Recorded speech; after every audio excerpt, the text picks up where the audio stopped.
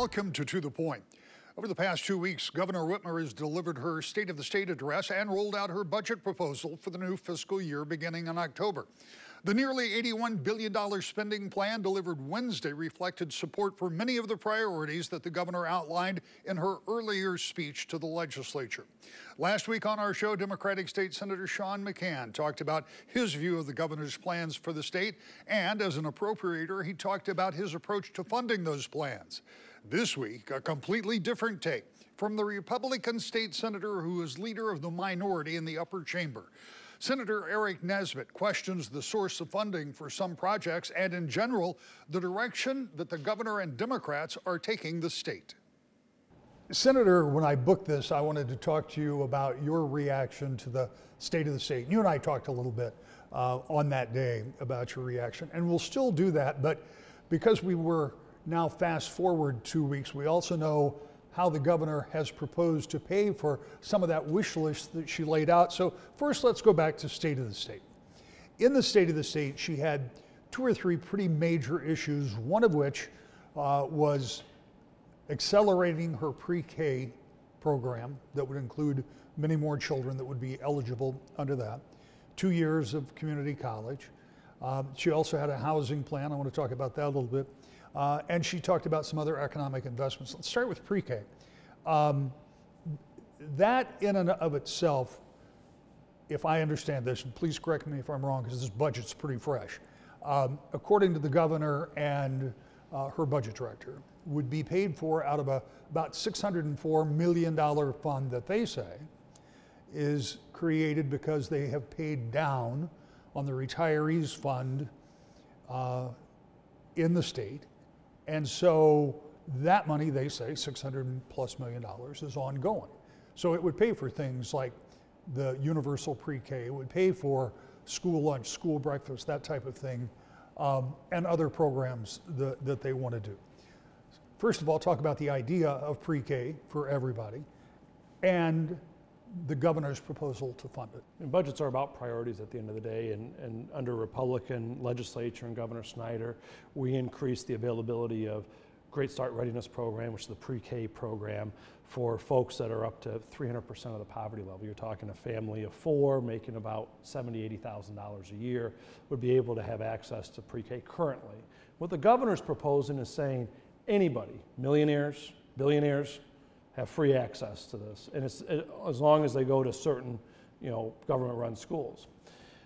That's one. 2 is that part of the priority and within budgeting is saying we want to make sure that as we compete and win in the 21st century, that we have students that get a head start, that we have students that are able to get the accreditation, and whether it's community college, certification, jobs programs, through high school, and figure that piece out.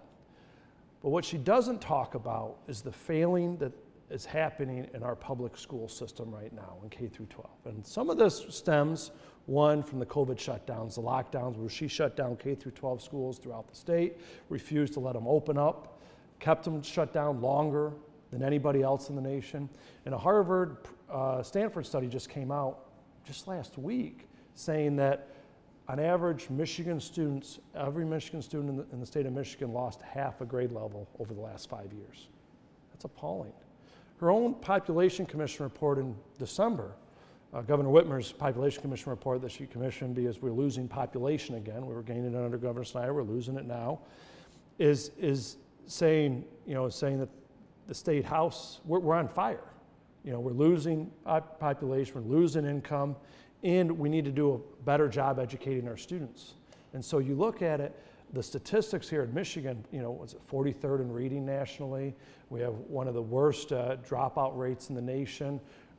We can't track students in schools, whether they're actually, showing up or not.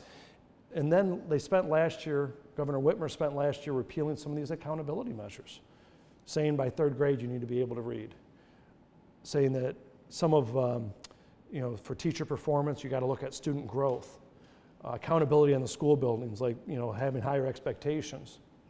And they even voted down things like, we said, hey, let's spend $75 million on reading scholarships to get students that fell back under COVID to catch up, whether it's through tutors, whether through schools, wherever it is, let's provide some scholarships.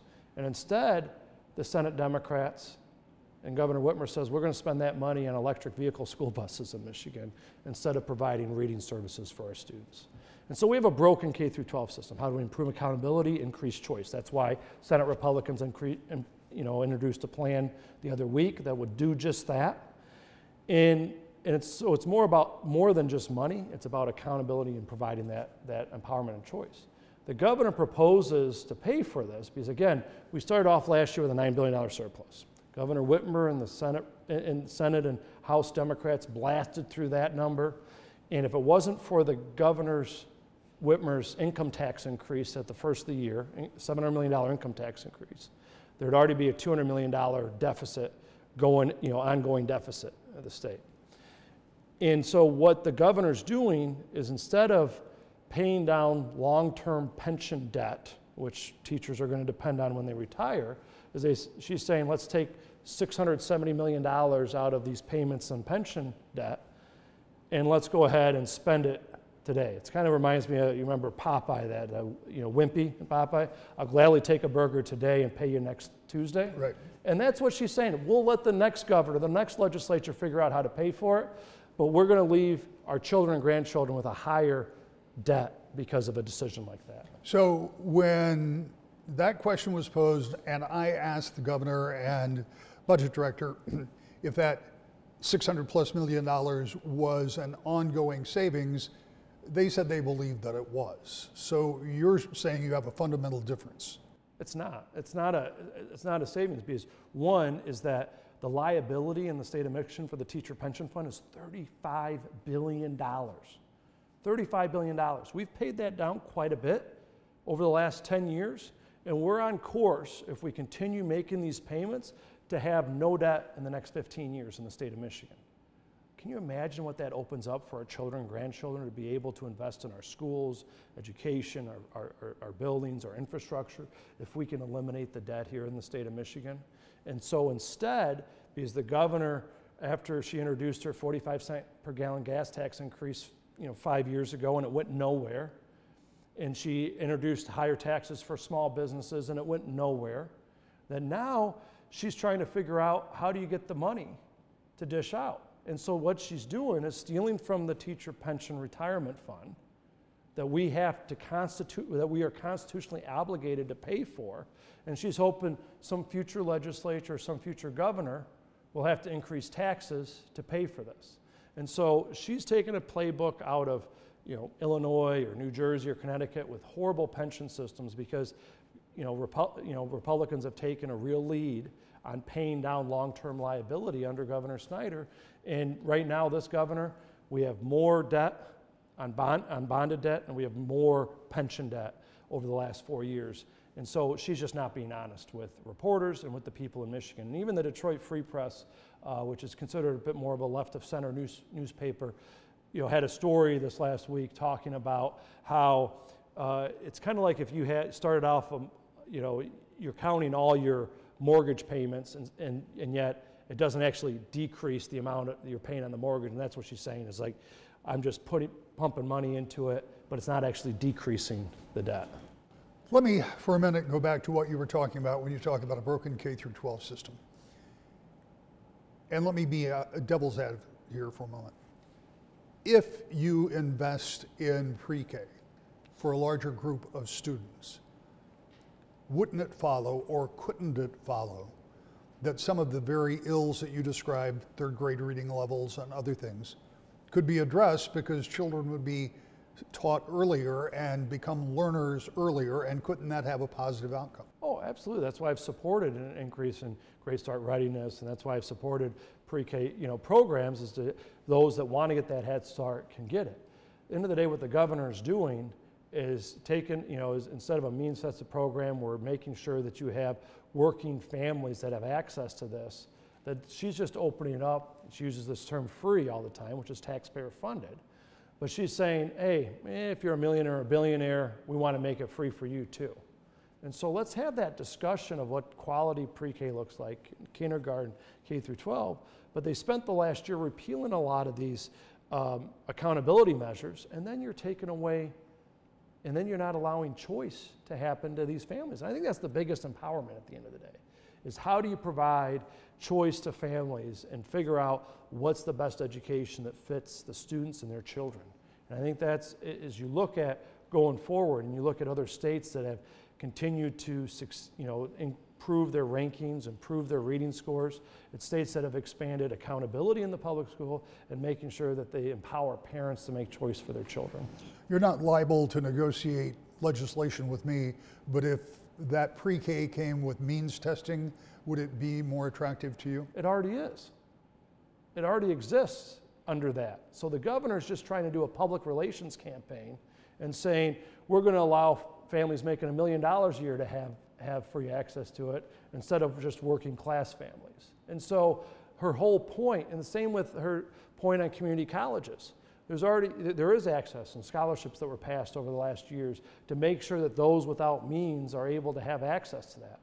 But at the end of the day, when you have a broken system, how do you figure out how to improve accountability? And then if you're looking at work skills, how do you have apprenticeship programs, career and technical education programs, certification programs that actually matches up with people on being able to succeed? And that's how you work to compete and win in the 21st century. Because right now, Michigan is losing opportunities. They're losing young people to other states. They're losing investments to other states. I mean, Indiana just won a plant that Michigan was competing with. In Indiana, their bid on economic development, on their funding was about 1/10 of what Michigan was offering them.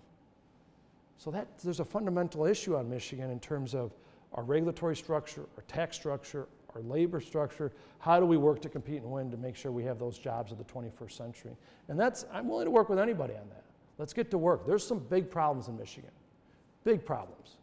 In education, in infrastructure, the governor went ahead and said she's the roads governor. She ran on it to fix the roads. All we're seeing is higher debt right now out of her budgets and a bunch of public relations. When we come back, more about what Senator Nesbitt has to say about road funding and the governor's plan for more housing in the state. And then perhaps the most important part of our conversation, will Republicans, even if they don't vote for the budget packages, give immediate effect to allow those budgets to be in place by October 1st? We'll talk about all of that when we come back. To the Point. Welcome back to the Point. The legislature is back in session, and with the governor's budget presentation this past week, ready to get down to work on their principal task, which is funding state government. As I mentioned earlier, the new fiscal year begins October 1st. A relatively new statute says the legislature should have the budget on the governor's desk by July 1st. That deadline has been missed more often than it's been adhered to since it was passed, but this year, the legislature will likely hit their mark. I'll explain why after we continue with our conversation with State Senator Eric Nesbitt. Let's move on to two more issues. I was going to do them in the inverse, but let's go with roads. You brought that up. Talk to me about roads and where we are, because the governor got a question today about the end of this bonding that will come up in 25, 26, somewhere in there, and where that leaves us with road funding and where it leaves the state with debt on those bonds. Give me your take of where we are on funding the roads. Well, the governor's council, population council, in December said that state trunk lines, to maintain the condition that they have, need another $1 billion worth of resources annually. The governor announced in her State of the State address that they're going to borrow another $700 million for those same state trunk lines this year. So that's $300 million less than what her own report says is needed to keep them in the condition that they're in right now on average. And that's just one-time funding that has to be paid back. So that means in 2 years, as we're paying those bonds back, we're going to have less money to spend on that trunk line system. And so after and this is, I think there's a few things. One is that the governor is looking at, after the 45 cent per gallon gas tax increase was turned down in 2019, that she went ahead and maxed out the credit card. And the governor's announcement this year is she's going to finish maxing out the credit card this year, and there's going to be a cliff in spending next year on state roads. And yet there's not a seriousness from the governor on how to address that. There's some bills out there that can lower the cost of building roads. It's an aggregate legislation that would allow state licensing and increase, lower the cost for getting those, sand and gravel and everything. And there's also, I think voters want to see that everything you pay at the pump, 100% of the gas tax you pay at the pump actually goes to roads.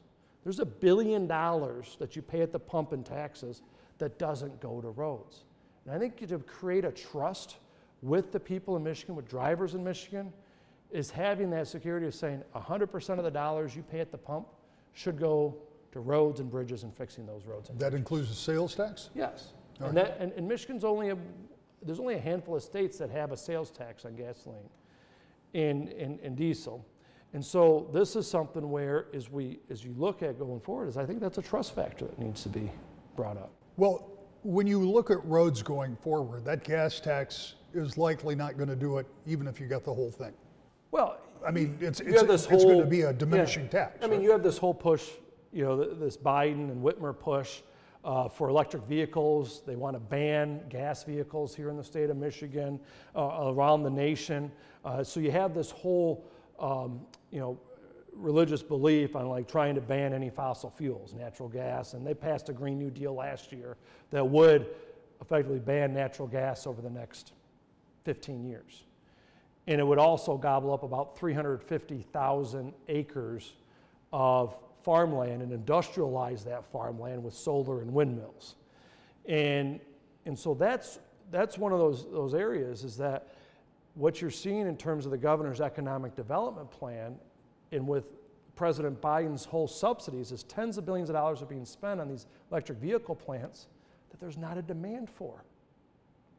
People aren't buying them right now. There's some really cool technology in the EV space, but let the market decide instead of government mandates decide.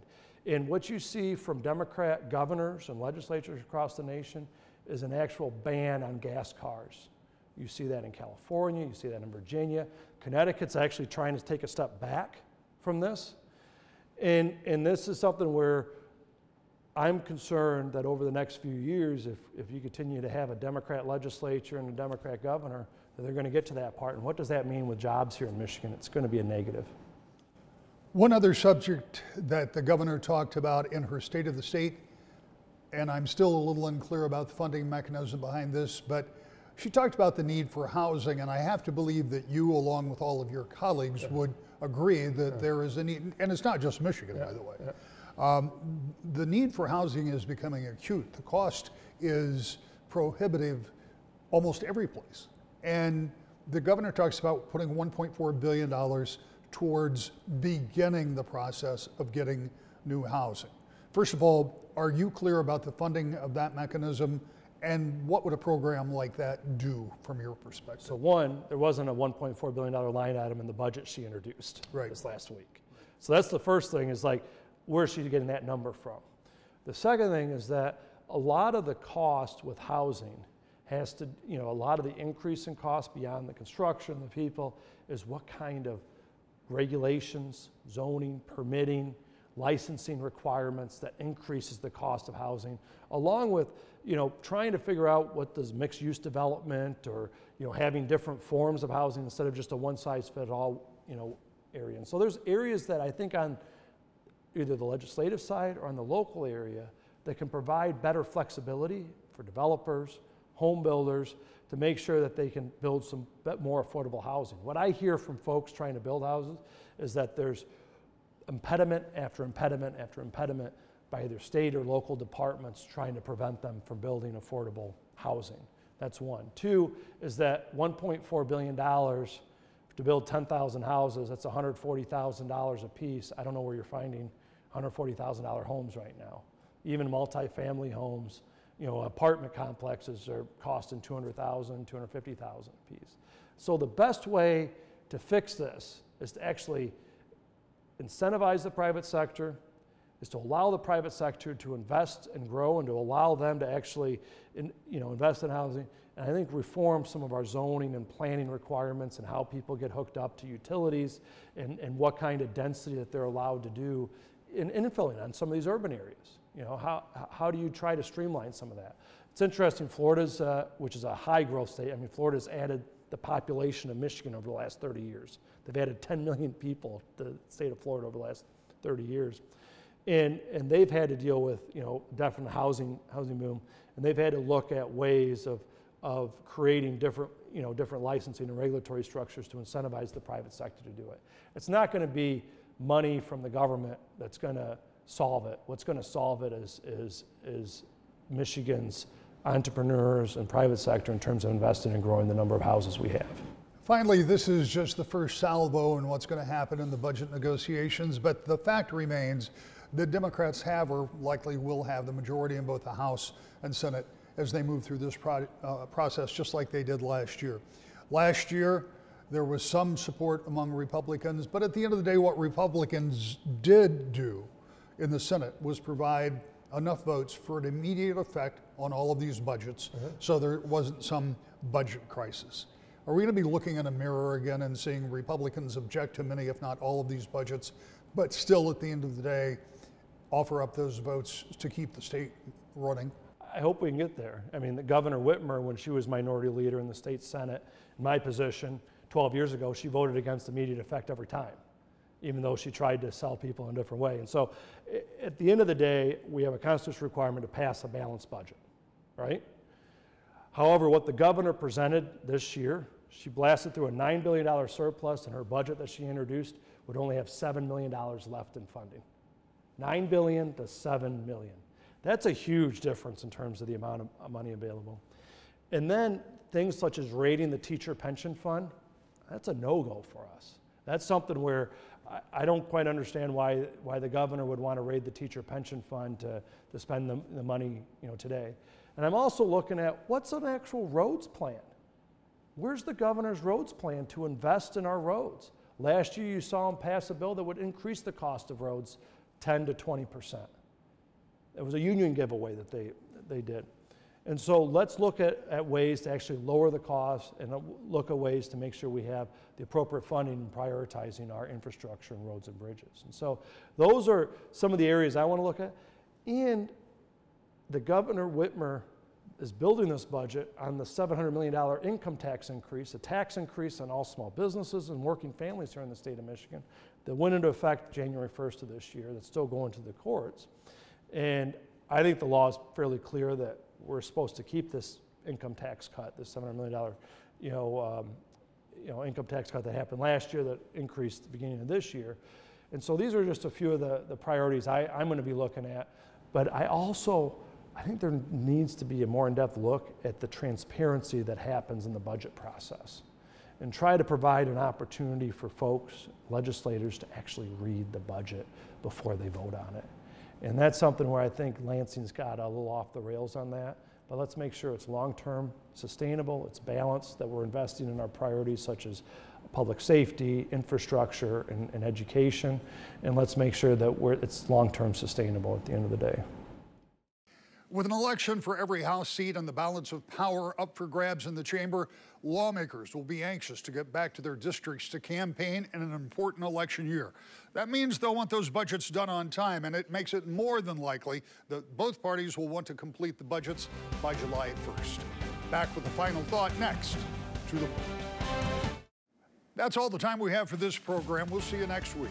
To the Point.